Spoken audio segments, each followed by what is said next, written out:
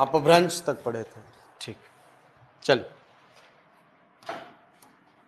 तो पिछली क्लास में हिंदी के विकास क्रम को आरंभ किया था हमने, है ना। और हिंदी का विकास क्रम जो है इसके बारे में देखा था कि हिंदी का विकास क्रम प्रारंभ होता है कहां से, कहां से? संस्कृत से। और इसीलिए संस्कृत को हिंदी की आदि जननी भाषा कहा जाता है। संस्कृत का जो प्राचीनतम रूप है ये हमको मिलता है कहां? वेदों में। इसीलिए उसको वैदिक संस्कृत कहा जाता है। वैदिक संस्कृत धीरे धीरे सरलीकृत होकर के लौकिक संस्कृत बनती है। लौकिक संस्कृत सरलीकृत होकर के पाली भाषा बनती है, पढ़े हैं। पाली भाषा सरलीकृत होकर के प्राकृत भाषा बनती है। प्राकृत भाषा का सरलीकरण होता है और सरलीकरण के परिणाम स्वरूप 7 अपभ्रंशों का विकास होता है। ठीक है, तो कितने अपभ्रंश बने? 7 अपभ्रंश बने। कौन कौन से बने देखे थे उस दिन? 7 अपभ्रंश। एक का नाम था ब्राचड़, जो कि सिंध वाले प्रांत में बना था, देखे थे। दूसरा बना था इसमें शौरसेनी। शौरसेनी का विकास हुआ था राजस्थान वाले हिस्से में। ठीक है, इसके बाद एक अपभ्रंश था पैशाची। ठीक है, यहां पर बना था ब्राचड़। ब्राचड़, शौरसेनी, ये क्षेत्र था। अच्छे से बनाया होगा आपने मैप, है ना। तीसरा जो स्थान है वो है पैशाची, पंजाब वाला इलाका। यहां पर पैशाची अपभ्रंश का विकास हुआ। एक अपभ्रंश का विकास हुआ खस, इस नाम से। एक अपभ्रंश का विकास हुआ मगध वाले प्रांत में और इसको नाम दिया गया मागधी अपभ्रंश। एक अपभ्रंश का विकास हुआ अर्धमागधी के रूप में, अर्धमागधी के रूप में। और एक अपभ्रंश बना महाराष्ट्रीय अपभ्रंश के रूप में। तो ये 7 अपभ्रंश बने किसके सरलीकरण से? प्राकृत भाषा के सरलीकरण से। तो ये अपभ्रंश एक्चुअल में है क्या सर? अपभ्रंश प्राकृत के ही रूप हैं जो कि क्षेत्रीयता के आधार पर 7 अलग अलग भागों में बटे हुए दिखते हैं। ठीक है, यानी क्षेत्रीयता का प्रभाव प्राकृत भाषा पर पड़ा और उसी प्रभाव में आकर के प्राकृत भाषा 7 अलग अलग रूपों में हमको दिखती है। अब ये 7 अलग अलग रूप क्यों दिख रहे हैं सर? क्योंकि देखो 10वीं सदी के आसपास हमने कहा कि अपभ्रंशों का विकास हुआ है। पढ़े थे ना। इसका समय कब का बताया गया? लगभग 10वीं सदी के आसपास। तो 10वीं सदी के आसपास ऐसा क्या था सर? 10वीं सदी के आसपास का यदि आप इतिहास देखें भारत में, तो भारत में लगभग ये राजपूत काल हमारे यहां चल रहा होता है। ठीक है, लगभग 4वीं-5वीं शताब्दी के आसपास गुप्त वंश का पतन होता है। गुप्त वंश के पतन के बाद सातवाहन, वाकाटक, ये सारे वंशों का उदय होता है। उसके बाद और आगे जाने पर और अनेक क्षेत्रीय जो सामंत थे, उन सामंतों ने अपने अपने राज्य बना लिए, जिससे कि भारत जो है वो छोटे छोटे राजवंशों में बट गया। जैसे आप दिल्ली में नाम सुने होंगे चौहान वंश का, पृथ्वीराज चौहान जिसमें आते हैं। तोमर वंश का नाम आता है वहां दिल्ली में। ठीक है, इसके अलावा आप गुजरात की तरफ जाएंगे तो गुर्जर प्रतिहार मिल जाएंगे, नीचे जाओगे राष्ट्रकूट मिल जाएंगे, इधर चंदेल वंश है, सोलंकी वंश है, गायकवाड़ वंश है, अन्हिलवाड़ वंश है, और इधर जाओगे तो जबलपुर में कलचुरी वंश चल रहा है। हमारे यहाँ नल वंश है, हमारे यहाँ नाग वंश है। बहुत सारे राजवंश थे उस समय, छत्तीसगढ़ में ही बहुत सारे राजवंश पड़े। पर्वत द्वारक वंश, तो राजर्षि तुल्य कुल वंश, तो इधर पांडु वंश चल रहा है, सोम वंश चल रहा है। उड़ीसा में जाओगे तो कर वंश चल रहा है इस समय, शुभंकर नाम का एक राजा रहता है वहां। बंगाल में जाओगे तो पाल वंश चल रहा है इसी समय। तो पूरा भारत जो है ये तो कई राजवंशों में बटा हुआ था। अब हर राजवंश के दरबार में हुआ करते थे दरबारी कवि। ठीक है, और मैंने उस दिन आपको बताया था कि हमारे यहाँ अब ऐसा टाइम मशीन वाला तो कोई हिसाब है नहीं कि बटन दबाए पहुंच गया देख लिए कौन सी भाषा है, नहीं। हम उस काल के साहित्यों की विवेचना करते हैं या यूं बोल सकते हो कि उस समय के भाषा के संबंध में जो भी ज्ञान प्राप्त करना होता है, हमारी पूरी की पूरी डिपेंडेंसी किन पर होती है, पूरी निर्भरता उस काल के साहित्यों पर होती है। और उस काल के साहित्यों को जब आप देखोगे तो आपको बहुत सारे चारण काव्य उस समय दिखते हैं। अब ये चारण काव्य क्या होते हैं सर? चारण काव्य ऐसे काव्य होते हैं जिनकी रचना राजाओं के दरबारी कवियों ने की है। उन कवियों को बोला जाता था चारण कवि, और अपने राजा की प्रशंसा में वो प्रशस्ति काव्यों की रचना करते थे। और वही साहित्य हमारे पास आज प्रमाण के रूप में उपलब्ध है। जैसे आपने नाम सुना होगा पृथ्वीराज रासो, चंद्रबरदाई की रचना, बड़ी फेमस रचना है। वो फेमस इसलिए हो गई क्योंकि आचार्य रामचंद्र शुक्ल उसको हिंदी का पहला महाकाव्य मानते हैं। ठीक है, आगे जाके काव्य बोध में पढ़ेंगे ये सारी चीज, आपके हिंदी के इतिहास में भी आएगा ये सारा चीज। ठीक है, जैसे पृथ्वीराज रासो हो गया, हम्मीर रासो हो गया, खुमान रासो हो गया, ठीक है, कीर्तिलता हो गई, कीर्ति पताका, पिछले बार एसआई में आया था क्वेश्चन, किसको मैथिल कोकिल बोला जाता है? देखे थे क्वेश्चन, किस कवि को मैथिल कोकिल कहा जाता है? तो ये मैथिल कोकिल यही है, विद्यापति, जिनकी रचना कीर्तिलता, कीर्ति पताका, ये उस काल की रचनाएं हैं। तो जब आप उस काल के साहित्यों को पढ़ेंगे, साहित्यों को समझेंगे, तो आपको पता चलेगा कि भाई इस काल में भाषा तो प्राकृत ही है, लेकिन चूंकि ये क्षेत्र की हिसाब से अलग अलग हैं, ये वाली भाषा और ये भाषा है, दोनों एक ही भाषा के हिस्से, लेकिन चूंकि क्षेत्रीयता का अंतर दोनों में है, इसलिए दोनों का रूप बदल गया है। जैसे हमारे यहाँ छत्तीसगढ़ी को देख लो, मैं रायपुर से आता, खाबो खाबो, आप लोग बोलते हो वहां जहां कहां, बिलासपुर छत्तीसगढ़ी में आहा जहां का रूप है कि नहीं? और ऊपर जाओगे तो इधर क्या बोलते हैं, रायगढ़ तरफ थोड़ा सा अलग मिलेगा आपको, लरिया भाषा का प्रभाव मिलेगा, उधर उड़िया का प्रभाव।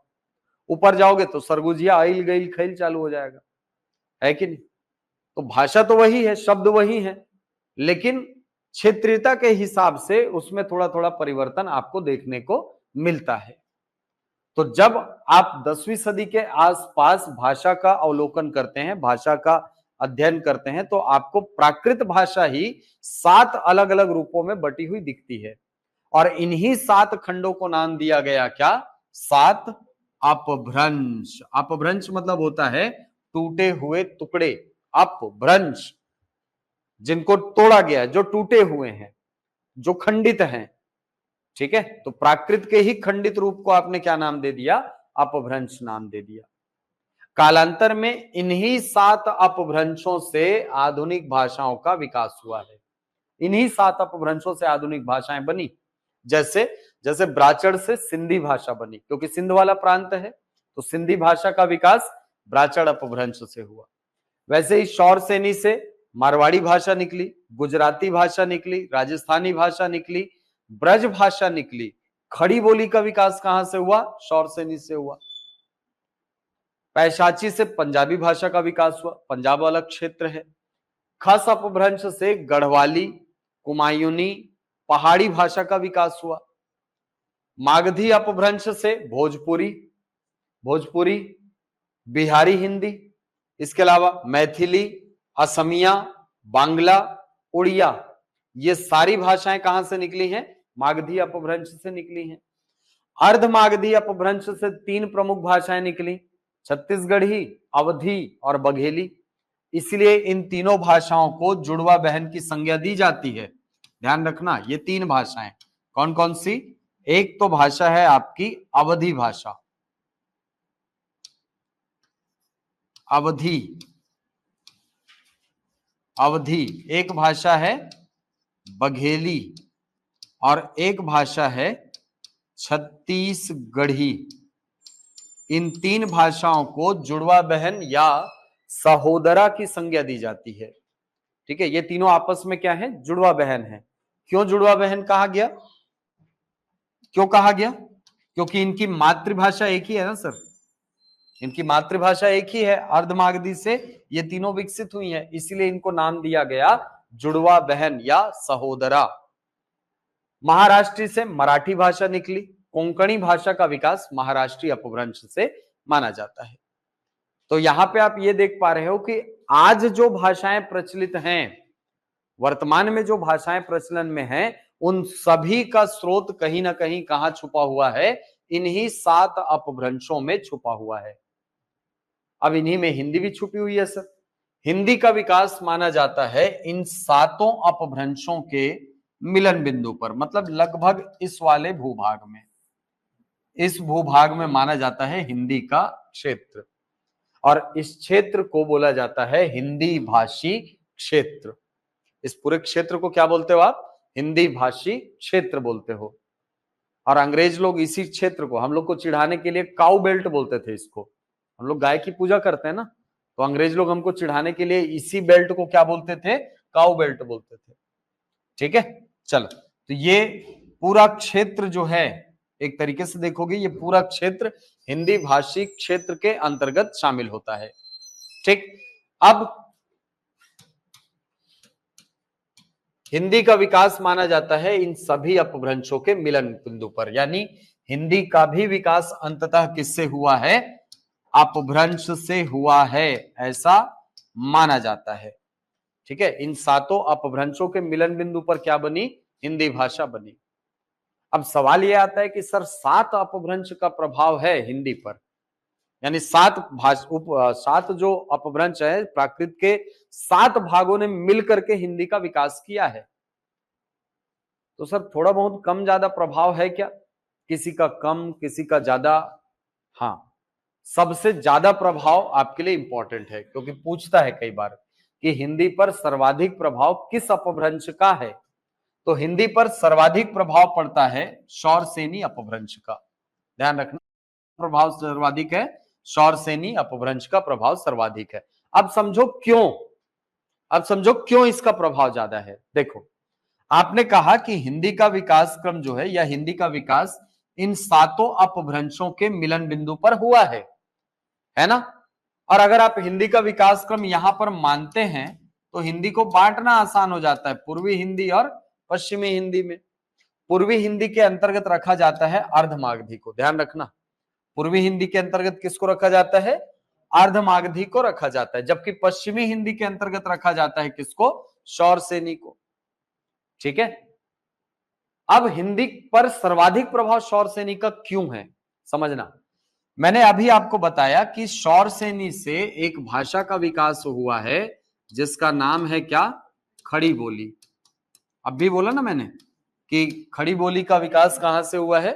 शौरसेनी से हुआ है। ये जो खड़ी बोली है ना, इसी को नाम दिया जाता है पश्चिमी हिंदी। इसी को आप क्या बोलते हो? पश्चिमी हिंदी। और हमारी हिंदी का जो लिखने का मानक रूप है, हिंदी को लिखने का जो मानक रूप है, वो मानक रूप हमने कहां से लिया है? इसी खड़ी बोली से लिया है, हिंदी का मानक रूप। इसीलिए खड़ी बोली को क्या बोलते हैं? हिंदी का मानक रूप कहा जाता है। तो हिंदी का मानक रूप कौन है? खड़ी बोली। अब सीधी सी बात है सर, अगर मैं किसी भाषा से अपनी भाषा का स्टैंडर्ड फॉर्म ले रहा हूं तो उसी भाषा का प्रभाव सर्वाधिक होगा ना मेरे यहां, है कि नहीं? हाँ, जैसे हमने अपने हिंदी को लिखने का तरीका, हमारी छत्तीसगढ़ी को लिखने का तरीका देवनागरी को माना है, तो हिंदी पर सर्वाधिक प्रभाव किस लिपि का हुआ? देवनागरी का हुआ सर। वैसे ही जब आपने हिंदी के स्टैंडर्ड फॉर्म को ही लिया है, किससे? हिंदी का स्टैंडर्ड फॉर्म कहां से लिया आपने? खड़ी बोली से लिया, तो हिंदी पर सर्वाधिक प्रभाव खड़ी बोली का ही तो पड़ेगा। और खड़ी बोली आई कहां से है? शौरसेनी से। इसीलिए हिंदी पर सर्वाधिक प्रभाव शौरसेनी अपभ्रंश का, या तो विकल्प में देगा पश्चिमी हिंदी।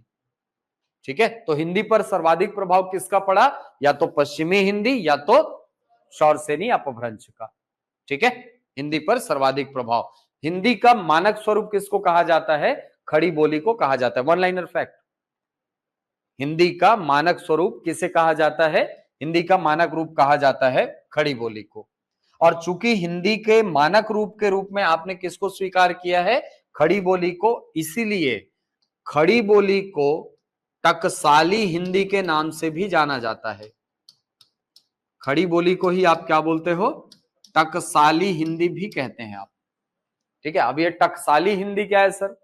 टकसाली हिंदी टकसाल में प्रयोग की जाने वाली हिंदी है। टकसाल शब्द सुने हैं? टकसाल शब्द सुने हैं? किसको बोलते हैं टकसाल? अरे जहां सिक्के बनाए जाते हैं, जहां नोट छपता है, उस जगह को बोला जाता है क्या? टकसाल बोला जाता है। ठीक है, हाँ, उसको टकसाल बोला जाता है। तो हमारे यहाँ जो भाषा है उस टकसाल की, जहां नोट छप रहे हैं, जहां सिक्के बन रहे हैं, उसकी भाषा का स्टैंडर्ड फॉर्म में होना भी तो जरूरी है ना सर, कि नहीं है? चल जाएगा 19-20? चल जाएगा? अगर चल जाएगा ना तो मेरे पास 500-500 का ना 6 ठोक नोट है, 200-200 में दे दूंगा। बस उसमें ना भारतीय रिजर्व बैंक लिखा रहता है ना, उसमें भारतीय ऐसे लिखा हुआ है, ले लो। लोगे? 500 का नोट है, 200 में दे दूंगा। रखेगा कोई नोट? 500 का नोट यार 200 में दे रहा हूं भाई, 250% फायदा यार, 150% फायदा है, सीधे ले लो यार। है? नुकसान है ना? क्यों नुकसान है? आप पहचान गए सर कि ये गलत लिखा है। गलत होने के लिए एक सही रूप का भी होना जरूरी है कि नहीं? आप किसी चीज को बोलते हो ना कि अरे ये कम है, तो कम होने के लिए पर्याप्त वाला मात्रा भी तो दिमाग में होना जरूरी है। ज्यादा बोलने के लिए पर्याप्त वाली मात्रा होना भी तो जरूरी है कि नहीं? मतलब अगर आप किसी चीज को गलत बोल रहे हो तो उसके लिए सही रूप का होना भी तो जरूरी है। तो सही रूप हमने कहां से लिया है? खड़ी बोली से लिया है। मानक रूप मतलब क्या होता है सर? Standard form. कौन सा शब्द कैसे लिखा जाएगा, उसको लिखने का तरीका हमने कहां से लिया? खड़ी बोली से लिया है। ठीक है, और चूंकि ये भाषा हिंदी का मानक रूप है, इसीलिए इसको टकसाल में प्रयोग की जाने वाली हिंदी के रूप में मान्यता दी गई है। ठीक है, हाँ, चलो, तो ये है टकसाली हिंदी, या इसी को आप बोल सकते हो खड़ी बोली। खड़ी बोली का विकास कहां से हुआ? शौरसेनी से। इसीलिए हिंदी पर सर्वाधिक प्रभाव शौरसेनी का या खड़ी बोली का। खड़ी बोली का और एक नाम क्या है? पश्चिमी हिंदी। हिंदी पर सर्वाधिक प्रभाव पश्चिमी हिंदी का। समझ आ रही बात? ठीक है, चलो, तो हिंदी जो है इसका विकास होता है अपभ्रंश से। अब ध्यान देना, कुछ भाषा शास्त्री इस मत को पूर्णतः स्वीकार नहीं करते हैं, है ना? कुछ भाषा शास्त्री इस मत को पूर्णतः स्वीकार नहीं करते हैं। वो कहते हैं कि नहीं नहीं नहीं, अपभ्रंश डायरेक्ट हिंदी में नहीं बदले होंगे। अपभ्रंश और हिंदी के बीच में एक और कड़ी आनी चाहिए, और वो कड़ी जो है उसको उन्होंने नाम दिया अवहट्ट। उस कड़ी को क्या नाम दिया गया? अवहट्ट। मतलब प्राकृत अपभ्रंश में बदली, अपभ्रंश अवहट्ट में बदले, और अवहट्ट फिर कालांतर में हिंदी भाषा में बदल गए। ऐसा कुछ भाषा शास्त्रियों का मत है, कुछ भाषा शास्त्री। और इसके लिए वो लोग ये बोलते हैं कि हाँ, उनका भी मत वाजिब भी है। क्यों? देखो, आप यहां पे अपभ्रंशों का काल कब से देख रहे हो? लगभग 10वीं सदी के आसपास। वर्तमान में कौन सा सदी चल रहा है? कौन सी सदी अभी? 21वीं सदी है ना? 21वीं सदी है ना यार? हाँ, मतलब लगभग 1000 साल का डिफरेंस है ना? लगभग 1000 साल का डिफरेंस नहीं हो गया यार? 10वीं सदी अभी चल रही है, 21वीं सदी, 1000 साल लगभग अंतर हो गया। तो वो जो भाषा शास्त्री वो बोलते हैं कि भैया 1000 साल तक मतलब भाषा का रूप नहीं बदला था, अभी बदला है। और सोचो 1000 साल तक भाषा का रूप एक समान हो सकता है क्या? नहीं ना। अरे शुरू में तो 1500 था, फिर 500 हुआ, 500 से पहली सदी हुआ, बदला है रूप 500-500, 400-400, 600-600 साल में। ठीक है, आप यहां पर सीधे 1000 साल का एक्सपांशन ले रहे हो। तो उनका यह कहना है कि नहीं, की सदी के बीच में एक काल और था जिसमें हिंदी का रूप बदला होगा, और उस कालखंड में जो हिंदी का रूप रहा होगा उसको उन्होंने नाम दिया अवहट्ट। ठीक है, तो यहां से सीक्वेंस क्या बन जाएगा? वैदिक संस्कृत, लौकिक संस्कृत, पाली, प्राकृत, अपभ्रंश, अवहट्ट, हिंदी। ठीक है, अगर अवहट्ट दिया तो, अगर अवहट्ट नहीं दिया तो वैदिक संस्कृत, लौकिक संस्कृत, पाली, प्राकृत, अपभ्रंश और फिर हिंदी। ओके, अब यहां से 2 क्वेश्चन समझना, इसी सीक्वेंस से 2 क्वेश्चन कर रहा हूं।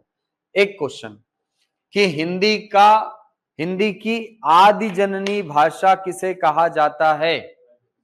संस्कृत को कहा जाता है। वो वैदिक नहीं देगा विकल्प में, वो सीधे देगा संस्कृत। ठीक है। दूसरा, हिंदी का विकास किससे माना जाता है? अब दिमाग नहीं, शौर से नहीं देगा विकल्प में, वो देगा पाली, वो देगा प्राकृत, वो देगा अपभ्रंश, वो दे देगा संस्कृत। संस्कृत, पाली, प्राकृत, अपभ्रंश, ये 4 विकल्प देगा आपको। आंसर क्या लोगे? अपभ्रंश। ठीक है, समझो, हिंदी का विकास किससे हुआ है बोलेगा तो आंसर हो जाएगा अपभ्रंश, लेकिन हिंदी की आदि जननी भाषा बोलेगा तो संस्कृत हो जाएगा। अंतर समझना क्वेश्चन में, क्योंकि बहुत सारे लोग इसमें कंफ्यूज होकर के संस्कृत आंसर लगाते हैं। हिंदी का विकास संस्कृत से नहीं हुआ है, हिंदी का विकास हुआ है किससे? अपभ्रंश से। ठीक है, अब इसको खुद सोचो, जैसे मान लो आप जैसे फॉर्म वॉर्म भरते हो, है नहीं, तो आपको पूछा जाता है पिता का नाम, या आपको ये पूछा जाता है कि आप किसके बच्चे हैं, आप पिता का ही नाम लिखते हो ना।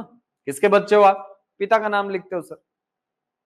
लेकिन आपको बोला गया कि भाई आपके पूर्वज कौन हैं, आपके कुल के आदि पुरुष कौन है, तो फिर पूर्वज का नाम लिखोगे, पिताजी का नाम नहीं लिखोगे। ये कहानी वही है। आपको क्या पूछा जाएगा? हिंदी की आदि जननी भाषा तो संस्कृत है, लेकिन पूछा जाएगा कि हिंदी किससे आई है, तो सर अपभ्रंश से आई है। ठीक है, ओके। अच्छा, तो ये है आपका हिंदी का विकास क्रम। जितने फैक्ट आपको बीच बीच में मैंने बताया ना, वो सारे इंपॉर्टेंट है। दूसरी बात, ये सीक्वेंस एकदम अच्छे से तैयार कर लेना, हो जाएगा याद? पक्का? ठीक, चल अब एक हेडिंग डालो, भाषा के संबंध में संवैधानिक प्रावधान।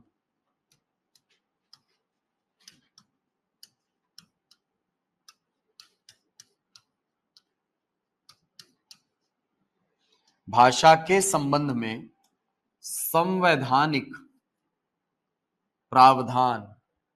ठीक है, क्या मतलब होता है संवैधानिक प्रावधान कहने का? हाँ, हिंदी के संबंध में संविधान में जो प्रोविजन किए गए हैं उनको हमको पढ़ना है। ठीक है, यानी हमारे कॉन्स्टिट्यूशन में क्या क्या प्रोविजंस है सर लैंग्वेज से रिलेटेड, वो देखना है। ठीक है, भाषाओं के संबंध में क्या क्या प्रावधान किए गए हैं उनको हमको पढ़ना है। ठीक, चलो हमारे संविधान में यदि देखा जाए तो भाषाओं संबंधी प्रावधान देखने को मिलते हैं भाग 17 में। ठीक है, संविधान का भाग 17 डील करता है किससे? भाषाओं के संबंधी प्रावधान से। ठीक है, भाषाओं संबंधी प्रावधान कहां दिए हुए हैं? भाग 17 में।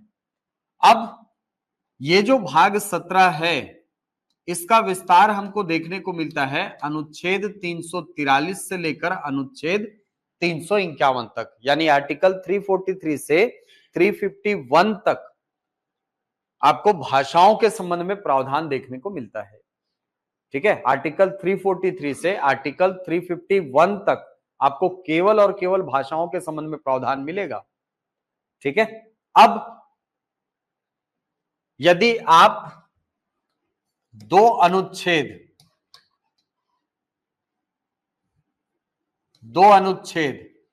एक अनुच्छेद है अनुच्छेद 344 और एक अनुच्छेद है अनुच्छेद 351। ठीक है, इन दोनों आर्टिकल को पढ़ेंगे तो वहां पर शब्द लिखा हुआ है 8वीं अनुसूची में विनिर्दिष्ट भाषाएं, ये शब्द प्रयोग है। ठीक है, वहां पर लिस्टिंग नहीं दी गई है, लिस्टिंग अलग से दी जाती है जिसको बोला जाता है अनुसूची। ठीक है, अभी दिखाऊंगा संविधान में कौन सा भाग होता है, कौन अध्याय कहलाता है, किसको अनुच्छेद बोलते हैं, आगे देखेंगे अभी, है ना। तो भारतीय संविधान में अनुसूची क्रमांक 8 का संबंध भाषाओं से है। कौन सी अनुसूची है? 8वें नंबर की अनुसूची है, 8th शेड्यूल, शेड्यूल बोला जाता है इसको अंग्रेजी में। ठीक है, तो 8वीं अनुसूची का संबंध भाषाओं से है।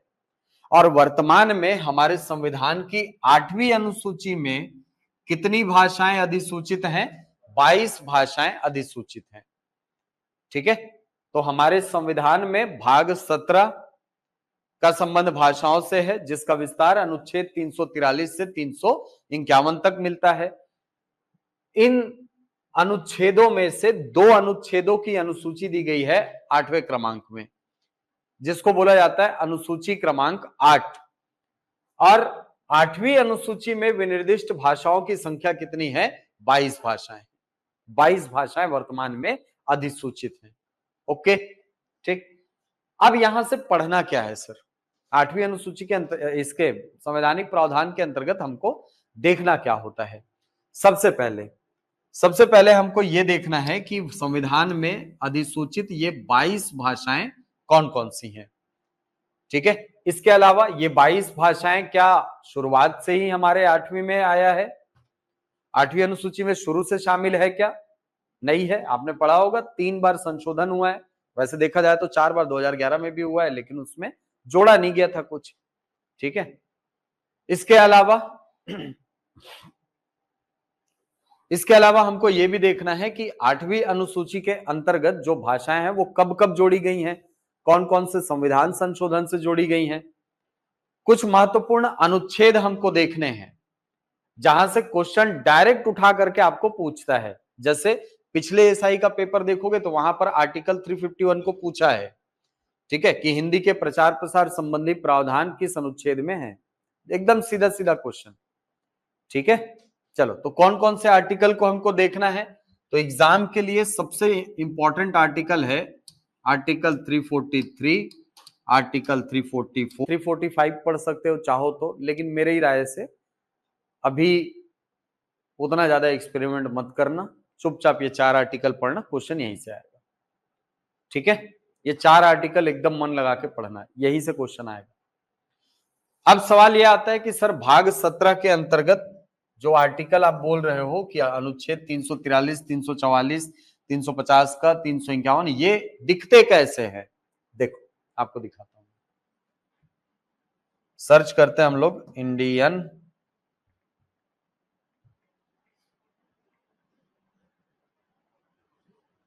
कॉन्स्टिट्यूशन। ये लेजिस्लेटिव डिपार्टमेंट के वेबसाइट में जाना, सबसे पहला वाला जो नंबर है ये हिंदी में संविधान को दिखा रहा है। ठीक है, हाँ, इसको आपने डाउनलोड कर लिया सर, दिख रहा है अपने को। अब देखो, सबसे पहले हमको समझना है कि भाग क्या होता है। मेरे ख्याल से आधे लोग को तो पता ही होगा, पता है ना भाग क्या होते हैं, अनुच्छेद क्या होता है, पढ़े हो कि नहीं? ठीक है, ये देखो, ये हमारे संविधान की प्रस्तावना, हम भारत के लोग, है नहीं? हाँ, ये देखो चालू हो रहा है कौन? भाग 1। भाग जो होता है वो बटा होता है अध्याय में आगे जाकर के, है ना? भाग 2 आगे नागरिकता। अब भाग 2 कंप्लीट होगा तो आ जाएगा कौन? भाग 3। यानी एक तरीके से बोला जाए तो चैप्टर्स जो होते हैं ना, उनको नाम दिया जाता है क्या? भाग। चैप्टर्स जो होते हैं उनको नाम क्या दिया जाता है? भाग। लेकिन चैप्टर्स सब चैप्टर्स में भी बटे होते हैं, उनको बोला जाता है अध्याय। भाग के अंदर कौन आएगा? अध्याय। जैसे आपको अभी मैंने कहा ना भाग 17, तो भाग 17 आपको दिखाता हूं, इसके ठीक पहले है, ये देखो, ये भाग 17।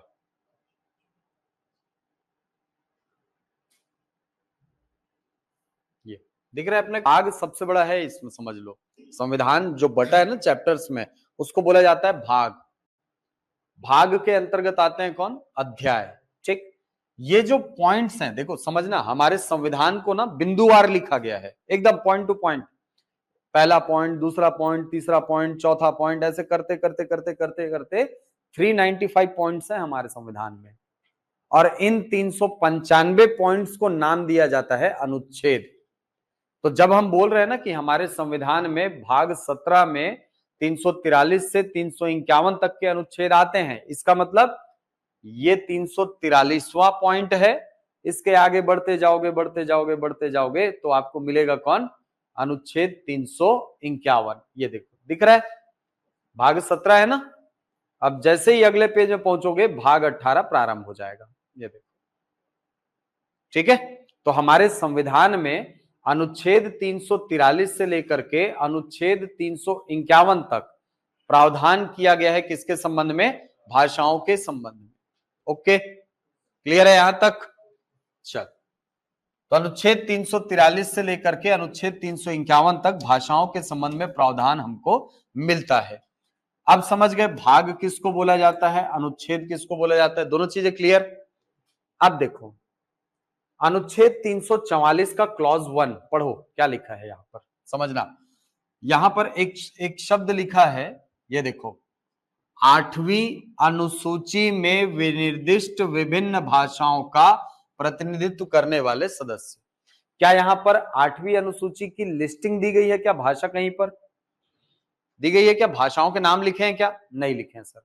ऐसे ही आप अनुच्छेद 351 में पहुंचो, अनुच्छेद 351 में ये देखो लिखा होगा इसमें भी हिंदुस्तानी में, और 8वीं अनुसूची में विनिर्दिष्ट भारत की अन्य भाषाओं, क्या यहां लिस्टिंग दी गई है क्या, नहीं दी गई है। लिस्टिंग दी जाती है अलग से, ठीक है, और जहां पर लिस्टिंग दी जाती है उस जगह को बोला जाता है अनुसूची, ठीक है, उसको क्या बोलते हो आप, अनुसूची। ये है 7वीं अनुसूची, 7वीं अनुसूची के बाद नंबर आ जाएगा आपके 8वीं अनुसूची का। 7वीं अनुसूची बहुत बड़ी सूची है यार।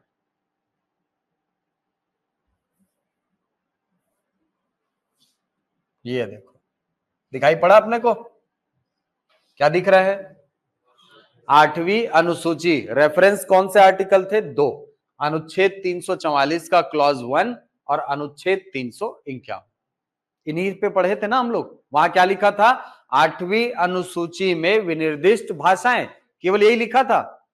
और वो लिस्टिंग कहां दी जाती है, अनुसूची में दी जाती है। तो भाषाओं के संबंध में जो लिस्टिंग दी गई है उसका क्रम क्या है, 8वां।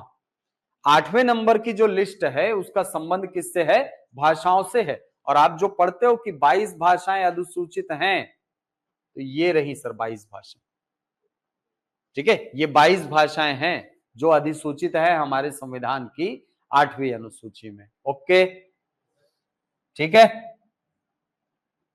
क्लियर है ना यहां तक। तो अब अपने को इतने देर में यह समझ आ गया कि सर भाग किसको बोलते हैं, अनुच्छेद किसको बोलते हैं, अनुसूची किसको बोलते हैं, तीनों चीजें समझ में आ गई ना। ठीक, चल अब बात यह कि सर ये 22 भाषाएं कौन कौन सी हैं। सबसे पहले तो ये बात, तो हमारे संविधान में जब हम कह रहे हैं कि संविधान में अनुसूचित अधिसूचित भाषाओं की संख्या कितनी है, 22 हैं, तो ये 22 भाषाएं हमको पता होनी चाहिए, क्योंकि यहां से हम लोग एक लिंक निकालेंगे जो कि आपको पॉलिटी में काम आएगा आगे जाकर।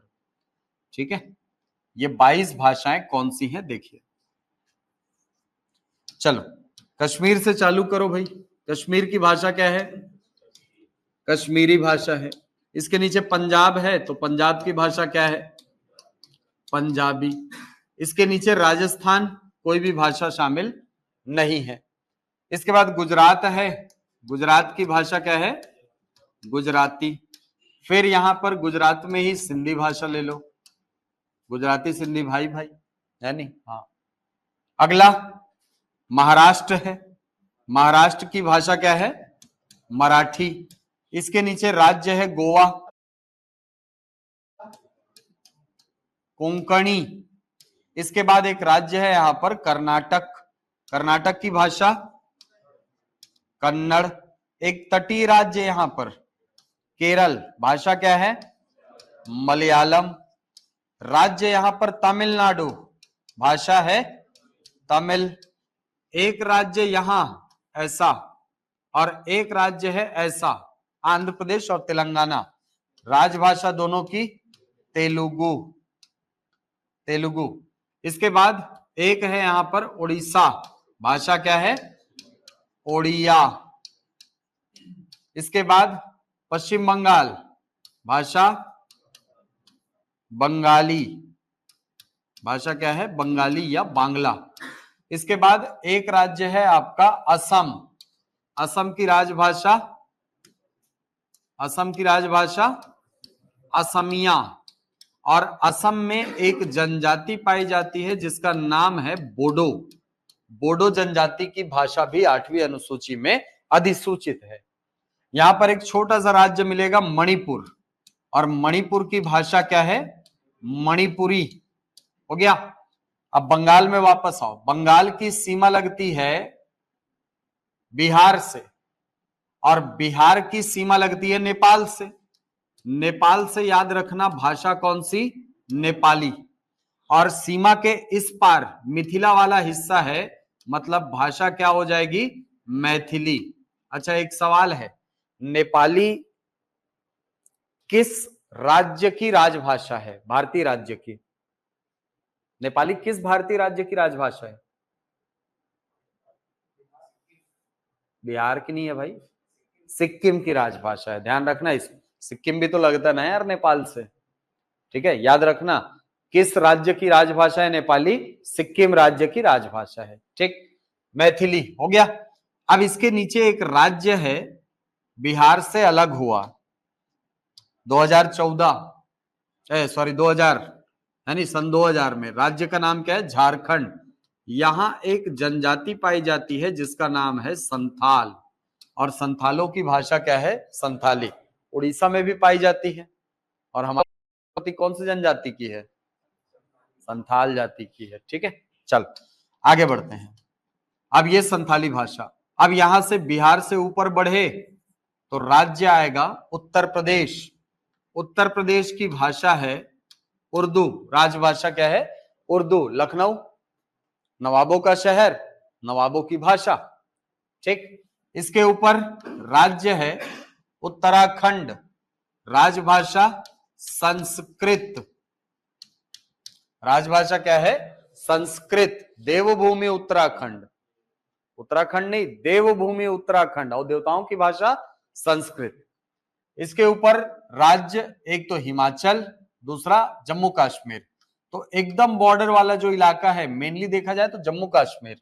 यहां पर एक जनजाति पाई जाती है जिसका नाम है डोगरा जनजाति, और डोगरा जनजाति की भाषा डोगरी। गिनो 21 भाषाएं हैं। 1 2 3 4 5 6 7 8 9 10 11 12 13 14 15 16 17 18 19 20 21, और एक है हमारी हिंदी भाषा। तो वर्तमान में संविधान की 8वीं अनुसूची में कितनी भाषाएं अधिसूचित है? ये 22 भाषाएं अधिसूचित है। ठीक है, अब सवाल ये आता है कि सर क्या ये 22 भाषाएं हमारे संविधान लागू होने की तिथि से ही 8वीं अनुसूची में है क्या? तो नहीं। जब हमारा संविधान लागू हुआ तो उस समय 8वीं अनुसूची में केवल 14 भाषाएं शामिल थी। यानी 26 जनवरी 1950 की स्थिति की यदि मैं बात करूं तो उस समय हमारे संविधान की 8वीं अनुसूची में, उस लिस्ट में कितनी भाषाएं थी? केवल 14 भाषाएं थी। केवल 14 भाषाएं। बाकी की जो 8 भाषाएं हैं उनको संविधान संशोधन के माध्यम से समय समय पर जोड़ा गया है। ठीक है, तो भारतीय संविधान की 8वीं अनुसूची में भाषाओं को जोड़ने के लिए जो संशोधन किए गए हैं वो कौन कौन से वर्ष में किए गए हैं? ध्यान रखना। सबसे पहले ध्यान रखना वर्ष 1967 को, इसको याद रखना है 1967। दूसरा याद रखना 1992 को, और तीसरा वर्ष याद रखना वर्ष 2003 को। ये 3 ऐसे वर्ष हैं जिसमें संविधान की 8वीं अनुसूची को संशोधित किया गया है। ठीक है, ये 3 वर्ष है जिसमें 8वीं अनुसूची संशोधित हुई है। हालांकि 2011 में भी छोटा सा संशोधन है, लेकिन भाषाओं को जोड़ा नहीं गया है उसमें, ध्यान रखना। जैसे ये देखो 2003 2003 2003 दिख रहा है अपने को? दिख रहा है ना? हाँ, ठीक। 1992, ठीक है, 1992 एक को हटाया गया है, उसको छोड़ देना। 2003 ये देखो 2011 दिख रहा है अपने को? ये भी जुड़ा हुआ है, ये देखो 2003, 1967, 2003, 2003 दिखाई पड़ रहा है ना। तो कुल मिलाकर देखोगे तो मेनली जो भाषाओं को जोड़ने के लिए संशोधन किए गए हैं वो हुए हैं वर्ष 1967 में, 1992 में और 2003 में। ठीक, वर्ष 1967 में 8वीं अनुसूची को पहली बार संशोधित किया गया। वर्ष 1967 में 8वीं अनुसूची को पहली बार संशोधित किया गया, लेकिन वो संविधान का कौन से नंबर का संशोधन था? तो सर वो 21वां संविधान संशोधन था। 21वां संविधान संशोधन था। ये समझ आ गया? समझ जाओगे ना? हाँ, संविधान का 21वें नंबर का संशोधन था सर, संविधान का। लेकिन पर्टिकुलर 8वीं अनुसूची का कौन से नंबर का संशोधन था? पहला। क्या मतलब हुआ सर? मतलब देखो, आप 8वीं अनुसूची कितने को मानते हो सर? 8वीं अनुसूची कितना है? एक पन्ना आगे पीछे मिला के, अभी तो देखे हो ना। 8वीं अनुसूची कितना है? यहां ये वाले पेज से चालू हुआ 8वीं अनुसूची, यहां से, इसके पहले तो 7वीं अनुसूची है, और आकर के यहां पे खत्म हो गया। ये देखो 9वीं अनुसूची। मतलब एक पेज का ही नाम क्या है? 8वीं अनुसूची है, और उसी पेज में पूरी भाषाओं की लिस्ट दी गई है। ठीक है, तो उस पर्टिकुलर पेज का संशोधन मैं बोलूंगा तो वो पहला होगा, 1967 वाला। लेकिन उस पेज को संशोधित करने से पहले संविधान के बाकी भागों में 20 संशोधन और हो चुके थे। ठीक है, इसको ऐसे समझो, ये जैसे संविधान की किताब है, पन्ना जो है ना, ये 8वीं अनुसूची है ये। ठीक है, इस 8वीं अनुसूची को पहली बार संशोधित कर रहा हूं मैं कब? 1967 में। लेकिन इसको संशोधित करने के पहले बाकी के जो पन्ने हैं, बाकी के जो भाग है, उसमें 20 संशोधन हो चुके हैं सर। तो जब मैं इसको काउंट करूंगा तो ये कौन से नंबर का संशोधन हो जाएगा? 21वां। लेकिन इस पर्टिकुलर पेज का कौन सा नंबर का संशोधन हुआ? पहला। और यही चीज घुमाता है एग्जाम में आपको पूछता है कि भारतीय संविधान का 21वां संशोधन कब किया गया? आंसर है 1967। आपको क्वेश्चन करेगा कि 8वीं अनुसूची को प्रथमतः कब संशोधित किया गया? अभी भी आंसर क्या है? 1967। अभी भी आंसर वही है ना, आंसर थोड़ी बदला सर, पूछने का तरीका बदल गया उसका। ठीक है, तो ऐसे शब्दों को जब घुमाएगा ना तो थोड़ा सा ध्यान दे करके पढ़ना और सॉल्व करना। ओके, चल। तो भारतीय संविधान में 21वां संशोधन हुआ 1967 में, और ये 8वीं अनुसूची का पहला संशोधन था। इस संविधान संशोधन के माध्यम से भारतीय संविधान की 8वीं अनुसूची में एक भाषा जोड़ी गई, जो भाषा कौन सी थी? सिंधी भाषा थी। कौन सी भाषा जोड़ी गई? सिंधी भाषा जोड़ी गई। अब सिंधी भाषा से क्वेश्चन करेगा, कैसे? भारतीय संविधान की 8वीं अनुसूची की 15वीं भाषा कौन सी बनी? कौन सी भाषा बनी? सिंधी। क्वेश्चन देखो, भारतीय संविधान लागू होने के पश्चात 8वीं अनुसूची में जोड़ी जाने वाली पहली भाषा कौन सी थी? अभी भी आंसर क्या है? सिंधी। आंसर वही है, रिश्ता वही है, सोच नहीं है नहीं। अरे आंसर वही है ना, उसके पूछने का तरीका बदल गया बस। ठीक है, तो भारतीय संविधान की 8वीं अनुसूची में 21वां संविधान संशोधन, वर्ष था 1967, भाषा कौन सी जोड़ी गई? सिंधी भाषा। ये 8वीं अनुसूची का पहला संशोधन था, याद रहेगा। इसके बाद 8वीं अनुसूची को दूसरी बार संशोधित किया गया वर्ष 1992 में। इस बार संविधान संशोधन का क्रम था 71वां, 71st कॉन्स्टिट्यूशनल अमेंडमेंट, 71वां संविधान संशोधन। और 71वें संविधान संशोधन के माध्यम से 3 भाषाओं को भारतीय संविधान की 8वीं अनुसूची में जोड़ा गया। 3 भाषाएं। अब ये 3 भाषाएं कौन कौन सी थी? तो एक भाषा थी कोंकणी, एक भाषा थी मणिपुरी, और एक भाषा थी नेपाली।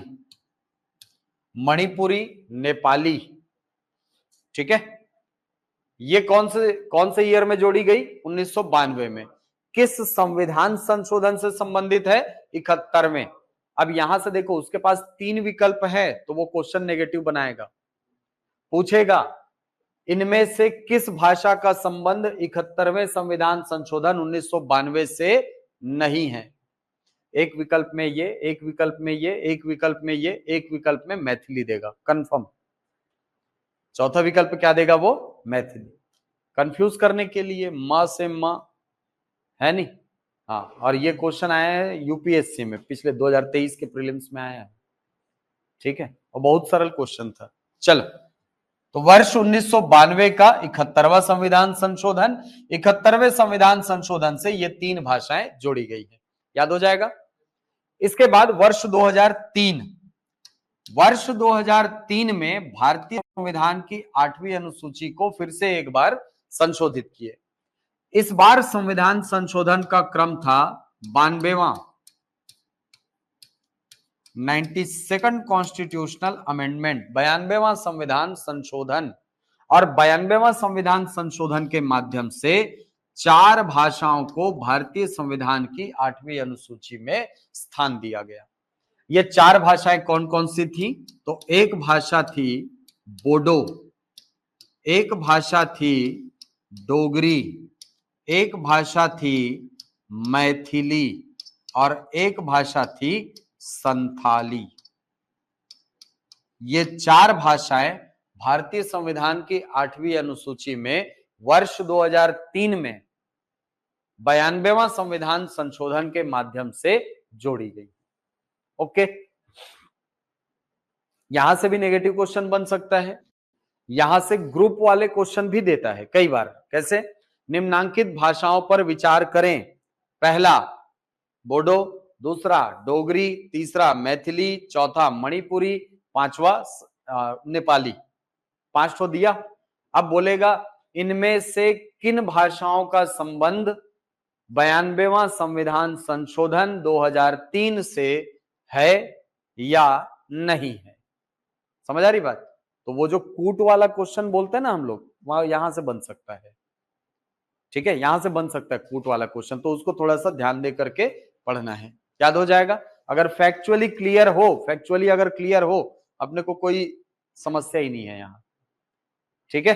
एक क्वेश्चन, इनमें से किस संविधान संशोधन का संबंध 8वीं अनुसूची से नहीं है, 21वां, 71वां, 31वां, 92वां। समझ रहे हो क्वेश्चन, वो संविधान संशोधन को उठाएगा या पूछ लेगा इनमें से किस वर्ष 8वीं अनुसूची में संशोधन नहीं किया गया है, 1967, 1992, 2001, 2003। उसके पास क्वेश्चन देने के लिए कई डायमेंशन है, यहां से कई डायमेंशन है। लेकिन अगर फैक्चुअली करेक्ट हो, फैक्ट एकदम दिमाग में इसी पैटर्न में बैठा हुआ है, आपको कोई तकलीफ नहीं। ओके, याद हो जाएगा, ठीक। तो यह है हमारे संविधान की 8वीं अनुसूची में शामिल कितनी भाषाएं, कितनी भाषाएं, 22 भाषाएं। अब ये सवाल आता है, बड़ा क्वेश्चन है, देखना। आपको वैसे ही कूट वाले 6-7 भाषाओं के नाम देगा, बोलेगा इनमें से कौन सी भाषा मूल संविधान की 8वीं अनुसूची का हिस्सा थी। अब वो मूल संविधान बोल रहा है, मतलब कब की बात हो रही है, 26 जनवरी 1950 की। मूल संविधान वो है, ठीक है। हाँ, बाद में तो संशोधन किया हमने, लेकिन मूल संविधान 26 जनवरी 1950 की तिथि की बात कर रहा है यहां।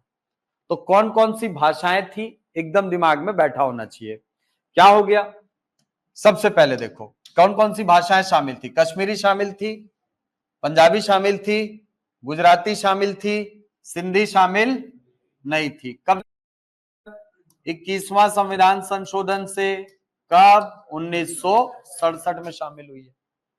मराठी शामिल थी, लेकिन कोंकणी शामिल थी क्या, नहीं थी सर। कोंकणी, मणिपुरी और नेपाली, इन 3 भाषाओं को जोड़ा गया है। कब, ये जोड़े गए हैं सर 1992 में। कौन सा संशोधन था, 71वां संविधान संशोधन के माध्यम से इनको जोड़ा गया है। कन्नड़ शामिल थी, मलयालम शामिल थी, तमिल शामिल थी, तेलुगु शामिल, ओडिया शामिल, बंगाली शामिल, बोडो शामिल नहीं थी। बोडो के साथ मैथिली भी नहीं थी। सॉरी, डोगरी भी नहीं थी, और एक भाषा और संथाली। ये 4 भाषाएं कब जोड़ी गई हैं? ये जोड़ी गई हैं सर वर्ष 2003 में। कौन से संशोधन द्वारा? 92वां संविधान संशोधन के द्वारा जोड़ी गई हैं। अब बाकी की जो भाषाएं बची वो गिनती में 14 है, और ये मूल संविधान का हिस्सा थी। 8वीं अनुसूची में ये 14 भाषाएं थी, बाकी की भाषाओं को आपने जोड़ा है। ओके, बन जाएगा क्वेश्चन? पक्का? ठीक, आगे बढ़ते हैं। तो ये हमारे संविधान की 8वीं अनुसूची में विनिर्दिष्ट भाषाएं हैं। ठीक, अब आते हैं हम लोग अनुच्छेदों में। कुछ महत्वपूर्ण अनुच्छेद हैं जो कि एग्जाम में आपको पूछे जाते हैं, और इन अनुच्छेदों में देखा जाए तो ये 4 आर्टिकल सबसे महत्वपूर्ण माने जाते हैं, क्योंकि एग्जाम में कई बार क्वेश्चन घुमा घुमा के आपको यहां से पूछता है। ठीक है, अब यहां से पूछ रहा है आपको ये 4 आर्टिकल पढ़ने हैं सर। तो सबसे पहले हम लोग देखेंगे अनुच्छेद 343 को। अनुच्छेद 343 किसके संबंध में प्रावधान करता है? सीधा क्वेश्चन। अनुच्छेद 343 का संबंध है भारत की राजभाषा से। ठीक है, अनुच्छेद 343 बात करता है भारत की राजभाषा के संबंध में, संघ की राजभाषा। ठीक है, और साफ लिखा हुआ है आर्टिकल 343 के क्लॉज 1 में, संघ की राजभाषा हिंदी और लिपि देवनागरी होगी। संघ की राजभाषा हिंदी और लिपि क्या होगी? देवनागरी होगी। आप ये देखो यहां,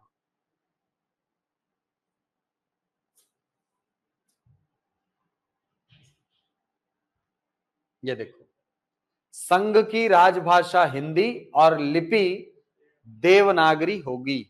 ठीक है, मतलब अनुच्छेद 343 किसके संबंध में प्रावधान करता है? संघ की राजभाषा के संबंध में प्रावधान करता है। क्वेश्चन को रिवर्स करेगा, क्या करेगा कि भारत की राजभाषा के संबंध में प्रावधान संविधान के किस अनुच्छेद में वर्णित है? तो किस अनुच्छेद में वर्णित है? अनुच्छेद 343 में वर्णित है। ओके, ठीक, इतना ही काम का है अपने लिए। अब आते हैं अनुच्छेद 344 में।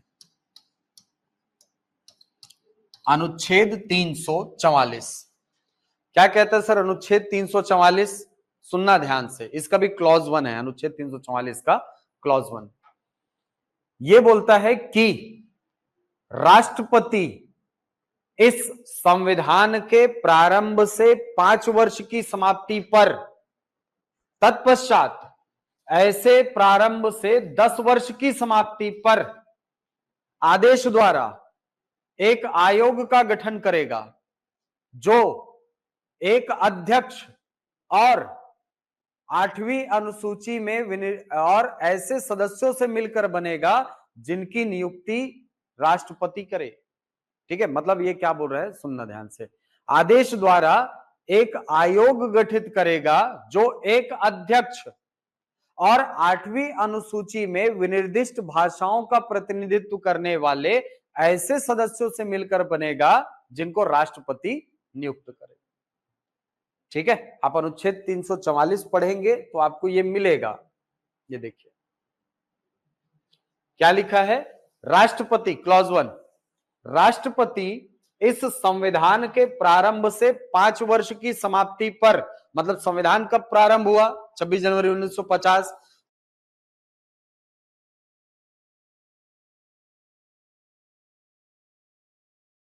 और तत्पश्चात ऐसे प्रारंभ से 10 वर्ष की समाप्ति पर 55, 65, 75, 85, 95, 2005, 2015, समझ रहे हो बात?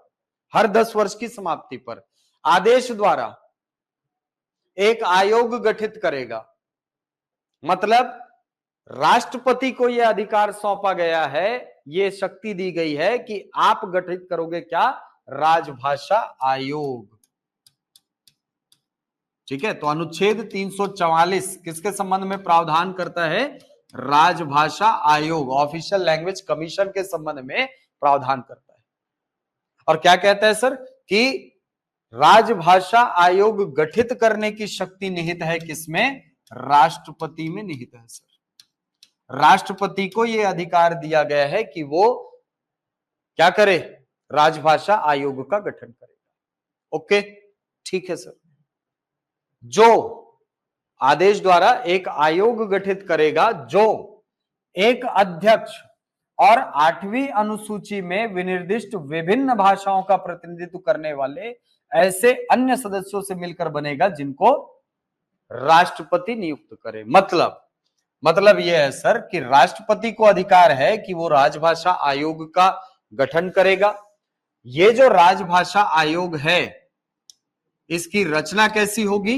1+ 8वीं अनुसूची में विनिर्दिष्ट भाषाओं की संख्या। ठीक है,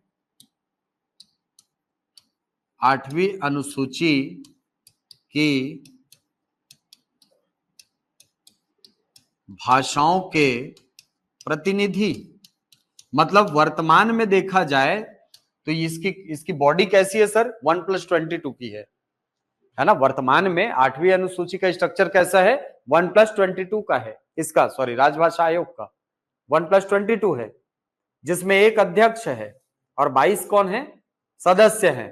8वीं अनुसूची की भाषाओं का प्रतिनिधित्व करने वाले प्रतिनिधि बैठे हैं सर। 1+22 है, लेकिन क्या हमेशा से 1+22 रही है? नहीं ना। जब जब पहला राजभाषा आयोग बना होगा 1955 में बना है, 7 जून 1955 को, है ना। तो 7 जून 1955 को वहां पर इसकी बॉडी कैसी रही होगी सर? 1+14 की रही होगी। 1+14। पहली बार 8वीं अनुसूची में आपने भाषा जोड़ी 1967 में, अगली राजभाषा आयोग बनेगी 1975 में, है ना। उस समय संरचना कैसी हो जाएगी? 1+15 हो जाएगी। आगे बढ़ते जाओगे 1992 पहुंचोगे, 3 भाषाएं जोड़ा आपने, यानी अगली राजभाषा आयोग बनेगी 1995 में, 1995 में। उस समय राजभाषा आयोग की संरचना कैसी होगी? 1+18 की होगी, 1+22। और 2003 में आपने 4 भाषाएं जोड़ी तो 2005 में क्या बन गई इसकी संरचना? 1+22 बन गई। समझ आ रही बात? मतलब ये वाला जो हिस्सा है ना सर, ये परिवर्तनीय है कि नहीं। जितनी भाषाएं 8वीं अनुसूची में आती जाएंगी उसके हिसाब से सदस्य इसमें बदलते जाएंगे। ओके, चल। तो वर्तमान में राजभाषा आयोग के सदस्यों की संख्या कितनी है? 22। अध्यक्ष एक अध्यक्ष और 8वीं अनुसूची के प्रतिनिधि 22। इन सभी की नियुक्ति कौन करेगा? अधिकार किसको दिया गया है सर? राष्ट्रपति को। क्वेश्चन, राजभाषा आयोग के सदस्यों की नियुक्ति कौन करता है? कौन करेगा? राष्ट्रपति। ध्यान रखना, संसद का कोई हस्तक्षेप नहीं, केंद्रीय हिंदी निदेशालय का कोई हस्तक्षेप नहीं, ना यूजीसी का कोई हस्तक्षेप नहीं। एकाधिकार किसका? राष्ट्रपति का। ठीक है, राष्ट्रपति में यह अधिकार निहित है कि वो क्या करे? राजभाषा आयोग का गठन करे और उसके सदस्यों की नियुक्ति करे। ओके, ठीक। इसी अनुच्छेद द्वारा प्रदत्त शक्ति का प्रयोग करते हुए 7 जून 1955 को प्रथम राजभाषा आयोग का गठन किया गया। इसका गठन हुआ, प्रथम राजभाषा आयोग गठित की गई। कब? 7 जून 1955 को। और इस राजभाषा आयोग के अध्यक्ष बनाए गए बाल गंगाधर खेर साहब, बीजी खेर, ये प्रथम अध्यक्ष बने राजभाषा आयोग के। ओके, राजभाषा आयोग के पहले अध्यक्ष कौन? बीजी खेर। राजभाषा आयोग, प्रथम राजभाषा आयोग का गठन कब हुआ? 7 जून 1955 को। अच्छा, तो सर 14 सितंबर को हिंदी दिवस क्यों मनाते हैं फिर? जब 7 जून को राजभाषा आयोग गठित हुआ है तो 14 सितंबर को हिंदी दिवस क्यों मनाते हैं? क्यों मनाते हैं सर? हाँ, क्यों मनाते हैं? हिंदी दिवस मनाते हो ना 14 सितंबर को? अपना लिए थे, मतलब हिंदी हमारे यहाँ अपनाने की चीज थोड़ी है यार। हिंदी तो कब से, सालों से बोलते आ रहे हैं, 1000 साल पुराना इतिहास तो अभी पढ़े हो आप? नहीं पढ़े हो? 14 सितंबर 1949 को अनुच्छेद 343 जोड़ा गया। समझ आ रही बात? क्या है अनुच्छेद 343 में? हाँ, मतलब भारत की राजभाषा घोषित किया गया था 14 सितंबर 1949 को। 49 ना, 50 नहीं, 49 को।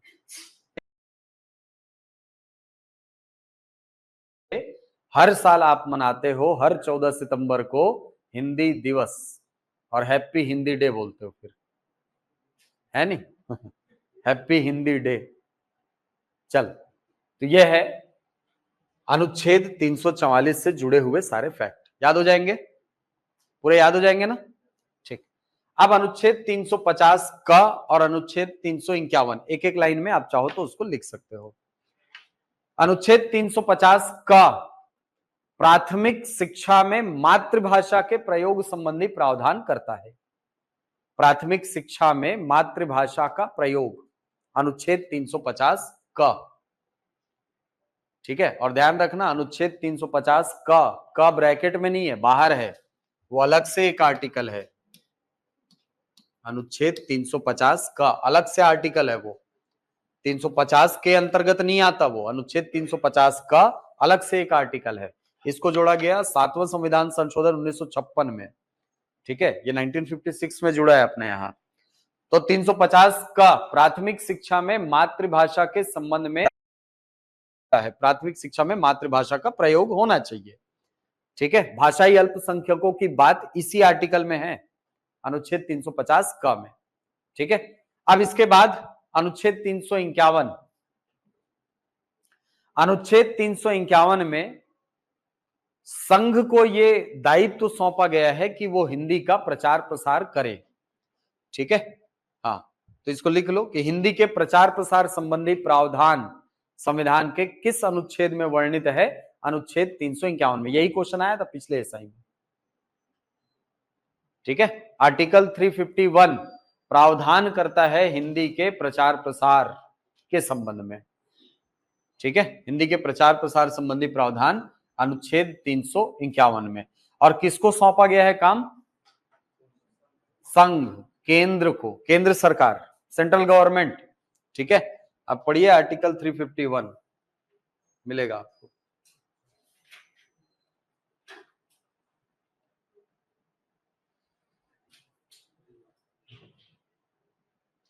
संघ का यह कर्तव्य होगा कि वह हिंदी का प्रसार बढ़ाए। केंद्र सरकार, सेंट्रल गवर्नमेंट को यह दायित्व तो सौंपा गया है कि वो हिंदी का प्रचार प्रसार करे। और इसीलिए ना हिंदी के प्रचार प्रसार के लिए केंद्र सरकार बहुत सारे माध्यमों का प्रयोग करके हिंदी के प्रचार प्रसार को बढ़ावा देने का काम करती है। जैसे जैसे रेलवे स्टेशन में तख्तियों के माध्यम से, आप देखना, जैसे ऑफिस रहता है ना रेलवे में, इंजीनियर लोग का, तो वहां देखना गेट के बाहर ऐसे ब्लू कलर का ना एक बोर्ड बना होगा, उसमें भाषा के संबंध में कुछ लिखा होगा, आप देखना जाके। ठीक है, जाके देखना, पक्का दिखेगा आपको। दूसरा, बैंक तो गए ही होगे, बैंकों में जब आप पर्ची उठाते हो, है ना, जमा पर्ची हो चाहे आहरण पर्ची हो, किसी भी प्रकार की पर्ची हो, वहां पर फॉर्म नंबर के जस्ट नीचे लिखा रहता है, हम कार्यालयीन प्रयोग में हिंदी को प्रोत्साहित करते हैं। ये लाइन लिखा होगा।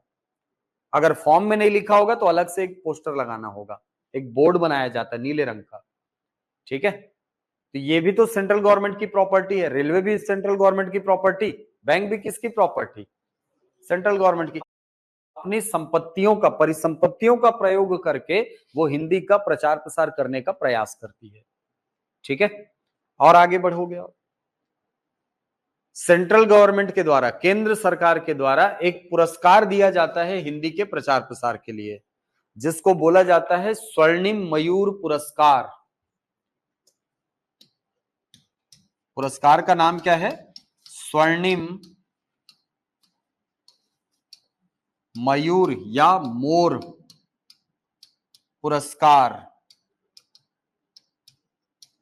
स्वर्णिम मोर पुरस्कार कौन देता है? केंद्र सरकार देती है सर ये पुरस्कार। ठीक है, किस क्षेत्र में देती है सर? हिंदी का प्रचार प्रसार करने के लिए। किसको देती है सर? पब्लिक सर्विस जो यूनिट होते हैं, है ना, पीएसयूज जो होते हैं ना हमारे यहाँ, सेल, भेल, गेल, एनटीपीसी, एनएमडीसी, नाम सुने हैं सब? ठीक है, ये जो नवरत्न और महारत्न कंपनियां हैं इनको, ठीक है, ये सब के सब पब्लिक सेक्टर यूनिट्स हैं, आईओसीएल, ओएनजीसी, बीपीसीएल, एचपीसीएल, है ना।